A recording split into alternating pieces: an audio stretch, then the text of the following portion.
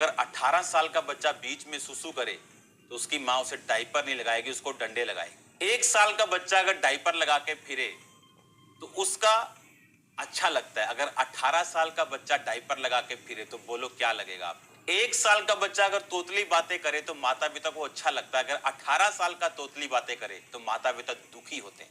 और बाइबल कहती मूर्ख पुत्र के कारण उसकी जननी को शोक होता है, उसका पिता उदास रहता है और जननी शोक करती मूर्ख पुत्र के कारण। टू थिंक डिफरेंटली, हमें ये नहीं देखना कि कौन क्या कर रहा है, हमें ये देखना है कि हम किस पोजीशन के ऊपर हैं और परमेश्वर मेरी जिंदगी से पर्सनली क्या चाहता है। Reconsider morally to feel compunction.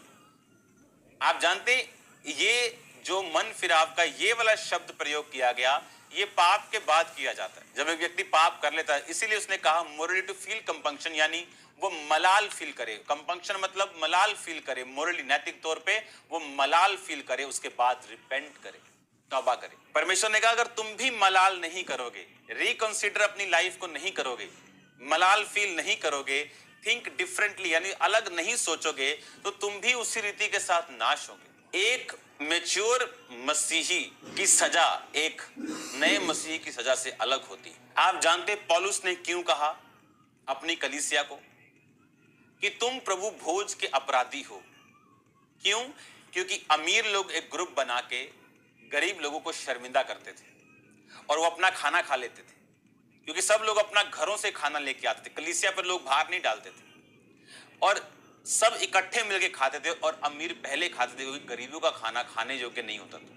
और पौलुस ने डांट लगाई, उसने कहा अगर इस रीति से चलोगे तो तुम्हारा शरीर निर्बल हो जाएगा और तुम रोगी हो जाओगे। और अगर तुम अपनी ब्लेसिंग्स को, अपनी ताकत को दूसरों की उन्नति के लिए इस्तेमाल करोगे तो तुम इसी प्रभु भोज के कारण तुम आशीषित होंगे। आज हमें वचन को सुनना है और वचन से परफेक्शन हासिल